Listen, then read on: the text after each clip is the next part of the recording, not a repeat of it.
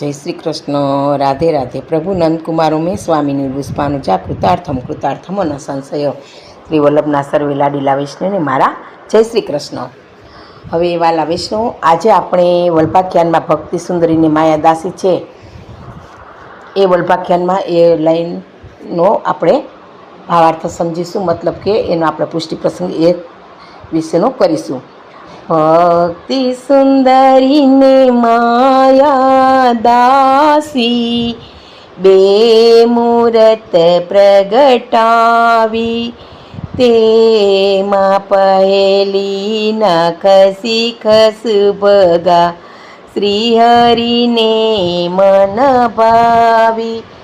વંદુ શ્રી વિઠ્ઠલ વરસુ સુંદર નવઘન શ્યામતમાલ જગતી તલવું દાર કરેવા પ્રગટ્યા પરમ દયાળ। તો વાલા વૈષ્ણવ, આજે પહેલું વલ્ભાખ્યાન છે એની આ પંક્તિ વિશે આપણે પુષ્ટિ પ્રસંગ કરીએ કે પ્રભુએ બે પ્રકારની સૃષ્ટિ છે એ પ્રગટાવી છે। એક તો છે દૈવી સૃષ્ટિ જે પ્રભુની સન્મુખ થઈ, અને બીજી આસુરી જે પ્રભુથી વિમુખ થઈ। આપણે સૌ જાણીએ જ છીએ કે ભક્તિ છે પ્રભુની સાથે છે દૈવી સૃષ્ટિ। આ બે પ્રકારની સૃષ્ટિ પ્રગટ કર્યા પછી પ્રભુએ બીજા બે સ્વરૂપો પણ પ્રગટ કર્યા છે, એક ભક્તિ સુંદરી અને બીજી માયાદાસી। જો વાલા વૈષ્ણવ, આ બંને પણ પ્રગટ કર્યા છે। હવે પ્રભુએ વિચાર કર્યો કે આ બંને સૃષ્ટિના મનોરથ પૂરા કરવાવાળું પણ કોઈ જોઈશે ને, એટલે પ્રભુ કોઈને કોઈ સર્જન કરે છે તેના પાછળ કંઈક હેતુ હોય છે।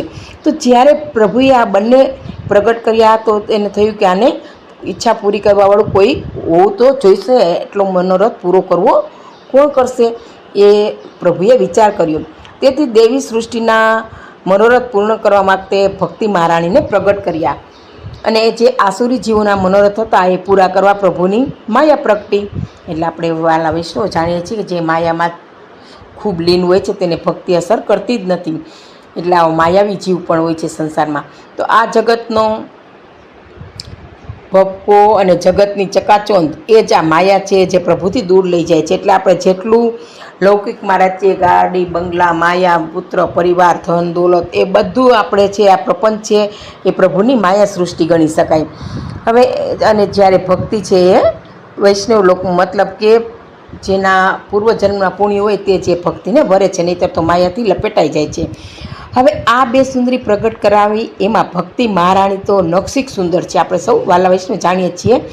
તો એ શ્રી હરિને મન ભાવ્યા છે, એટલે કે પ્રભુને પણ ભક્તિ ગમી છે। એટલે ભક્તિ મહારાણીએ પ્રભુને વરવાનો વિચાર કર્યો, તે માટે પહેલાં વરાહ અવતાર આવ્યા, આપણે જાણીએ છીએ।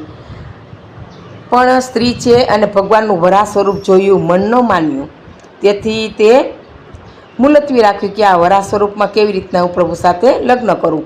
પછી નરસિંહ રૂપે ભગવાન પ્રગટ કર્યા, ત્યારે પણ તે વરવા માટે ભક્તિ સુંદરી આવી તો પણ તે તૈયાર થઈ, પરંતુ આવું નરસિંહ સ્વરૂપ જોયા અને લક્ષ્મીજી પણ ડરી ગયા, અને એની સાથે કેમ વિવાહ થાય। એટલે ભક્તિ મહારાણી કરો કે વિવાહ તો પ્રભુ સાથે કરવો જ છે, એણે નક્કી કર્યું હતું, પણ હમણાં પ્રોગ્રામ મુલતવી રાખીએ। પાછા પ્રભુ વામન અવતારમાં પધાર્યા, ત્યારે પણ વિચાર્યું કે પ્રભુ તો બ્રહ્મચારી છે, બટુક છે, વિવાહ કેમ કરશે। એટલે ભક્તિ મહારાણી પાછા પધાર્યા, પાછા રામ અવતારમાં આવ્યા। આ વખતે પ્રભુને એક પત્ની વ્રત નિયમ હતો, તેથી પાછા પણ ભક્તિ સુંદરી ચલા ગયા। છેવટે શ્યામ સુંદર પ્રગટ્યા, ત્યારે ભક્તિ મહારાણીએ આવીને એમનો મનોરથ પૂર્ણ કર્યો, પ્રભુને વર્યા। એટલે આપણે જોઈએ છીએ કે પ્રભુ વિષ્ણુ સ્વરૂપે લક્ષ્મીજીને વર્યા છે। એટલે પ્રભુએ ભક્તિ મહારાણીને આજ્ઞા કરી કે આપ મને સૌથી વધુ પ્રિય છો, માટે મારા જે પ્રિય ભક્તો છે એનું પોષણ આપ કરો। માયાને આજ્ઞા કરી કે આપ ભક્તિના દાસી છો, જે મારા ભક્તોનો પરેશાન કરે તેમને માયામાં એવા ગૂંચવાયેલા રાખો કે મને ભજવાનો એને સમય જ ન મળે। એટલે આપણે વાલા વૈષ્ણવ જાણીએ છીએ કે જે ભક્તો ઠાકોરજીની વધારે સેવા પૂજા અર્ચના કરે છે તેને હંમેશા લક્ષ્મી છે સાથે જ રહે છે। પ્રભુએ વરદાન આપેલું છે કે મારા ભક્તોની સાથે લેજો, ને તમે પણ મારા પ્રિય છો એટલા જ મારા ભક્તો પણ મને પ્રિય છે, એટલે એનું પોષણ કરતા રહેજો। એટલે તો લક્ષ્મી તેને ઠાકોરજીની સેવા કરવાવાળાને વરે જ છે, એટલે કે ઠાકોરજી વિષ્ણુ છે તો લક્ષ્મીને આવવું જ પડે છે। પરંતુ જે ભક્તોને પરેશાન કરે છે, એટલે અમુક લોકો હોય છે જે વધારે ભક્તિ કરે છે એની નિંદા કુતલી કરે છે તો એને માયામાં લપેટેલા રાખજો, તેને ભગવાનનું એટલે ભક્તિ સુધી તે આવી જ ન શકે એવું કૃષ્ણે ભક્તિને વરદાન આપ્યું. આમ ભક્તિ મહારાણી ભક્તોનું પોષણ કરવા લાગ્યા. જીવો પ્રભુની વિમુખ હતા. તેમને માયાએ જગતના કાર્યમાં એવા જ ગોઠવી દીધા કે પ્રભુને માટે એમની પાસે સમય જ ન રહ્યો. જો વાલા વૈષ્ણવ, આજે પણ આપણા સમાજમાં જાણીએ છીએ કે અમુક તો એટલા સંસારીમાં માયામાં લુપ્ત હોય છે કે તેને ભગવાન પણ યાદ આવતા નથી, તેને ભક્તિ પણ યાદ આવતી જ નથી. હવે ભક્તિ મહારાણી નક્ષી સુંદર છે, તેમનાથી પ્રભુ રીઝે છે. ઘણીવાર સેવામાં આપણે 365 દિવસની પ્રણાલિકા મોઢે હોય, પ્રભુ એનાથી રીઝે નહીં, અને પ્રીત હોય તો રીઝે. હેત બિના પ્રીત કહા હોય, એટલે આપણે જાણીએ છીએ કે પ્રભુ પ્રીતને વશ છે. પ્રીતમ પ્રીત હી એ પેયે, એટલે અદ્યપી રૂપ ગુણ શીલ સુંદરતા ઈન બાત ન રીજીએ, પ્રીતમ પ્રીત હિતે પૈયે, એટલે પ્રીતમ છે પ્રીતથી જ રીજે છે. આપણે વાલા વૈષ્ણવ જાણીએ જ છીએ કે આપણા પ્રભુ જ્યારે પણ કોઈને મળ્યા છે અને કોઈને પણ મળશે તો તેઓ રીતથી ને પ્રીતથી જ મળ્યા છે. જો એટલે ગમે ભક્ત પ્રેમ તણા તાંતણી આવીને બંધાય, વાલો ભક્તને વસતાય. એટલે પ્રેમ પ્રીતિ જેટલો ભગવાન પ્રત્યે આપણે રુચિ રાખીએ એટલા ભગવાન આપણા પ્રીતથી રીઝે છે અને તો જ મળશે. ભલે જ્ઞાન હોય કે ન હોય, પણ જેની પાસે ભક્તિ છે અને પ્રભુ વરે છે, એમના વિના પ્રભુ રહી શકતા નથી. એટલે ભક્તિની પાછળ પ્રભુ દોડતા દોડતા ફરે છે. આપણે વાલા વૈષ્ણવ સૌ જાણીએ જ છીએ કે ભક્તિ મહારાણી જેમને મળ્યા એ કહેવાના ભક્ત. અને ભક્ત કોને ન કહેવાય? જે વિભક્ત નથી તે ભક્ત. જે વિભક્ત એટલે વંટાયેલા વેચાયેલા હોય, જગતના પણ હોય, અને પ્રભુને કહે કે પ્રભુ હું આપનો છું, ત્યારે પ્રભુ કહે છે કે તું જગતનો હોય તો મારો કેવી રીતે હોઈ શકે? આપણાથી વધારે વંટાયેલા કોણ હોય? એટલે પ્રભુ કહે કે મારો ભક્ત એ છે જે વિભક્ત નથી, માત્ર ને માત્ર મારો જ છે, મારો ભક્ત છે. માટે કહ્યું કે ભક્તિ મહારાણી જેને વરે એના પર પ્રભુ કૃપા કરે જ છે. એટલે ભક્તિ મહારાણી ભક્તની પાછળ પાછળ ફરિયાદ કરે છે.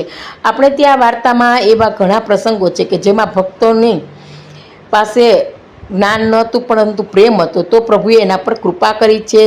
પરેનો પ્રસંગ આપણે જાણીએ જ છીએ કે શ્રી ગુસાઈજીને પોતાના પ્રભુનું નામ પૂછ્યું તો ગુસાઈજીએ કહ્યું કે થોડી વાર ધીરજ રાખ, એટલે પરે પરે દૂર રહે. પણ પેલો તો ગાદી પર ચડી ગયો હતો અને કહ્યું ભૈયા પરે પરે, એટલે દૂર જા. પણ પેલો સમજ્યો મને નામ આપ્યું ભૈયા પરે, એટલે એને ઠાકોરજીનું નામ ભૈયા પરે રાખ્યું અને પ્રીતથી કેવા ઠાકોરજી તેને વશ થયા તે વાલા વૈષ્ણવ આપણે પ્રસંગ જાણીએ જ છીએ.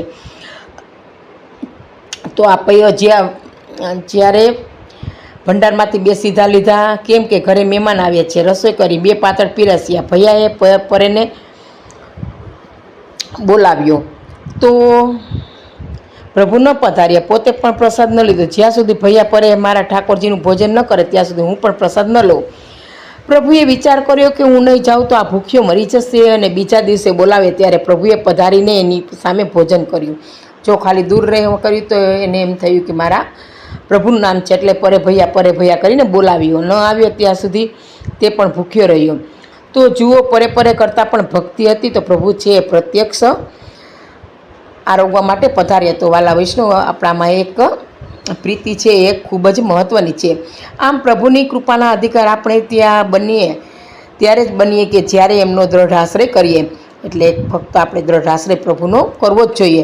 હવે પ્રભુએ આ ભક્તિ મહારાણી અને માયાદાસીના શરણમાં રહે તેવા જીવને પ્રગટાવ્યા. તેનું વર્ણન કરતાં આગળ કહે છે કે કોઈ પણ જીવ હોય જો તે ભક્તિમાં વધારે રચ્યો પચ્યો હોય છે તો તે હંમેશા પ્રભુનો થઈને જ રહે છે. પરંતુ જેને એકવાર માયાનું સંસારનું આવરણ લૌકિક આવી જાય છે તો તે સંસારમાં જ રચ્યો પચ્યો રહે છે અને લૌકિકમાં જ વધારે એની ગતિ હોય છે.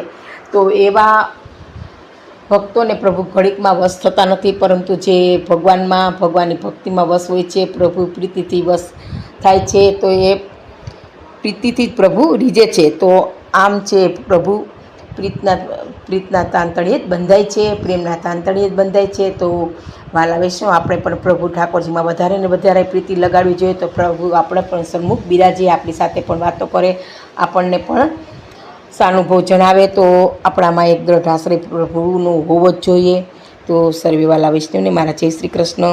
આ પ્રસંગ કહેવામાં મારી ક્યાંય ભૂલ રહી ગઈ હોય તો પુષ્ટિ રસની દાસીને ક્ષમા કરશો જી. આજનો આ વિડીયો શ્રી ઠાકોરજીના ચરણોમાં હું અર્પણ કરું છું. સર્વે વાલા વૈષ્ણવને મારા રાજાથી જય શ્રી કૃષ્ણ, જય શ્રી કૃષ્ણ.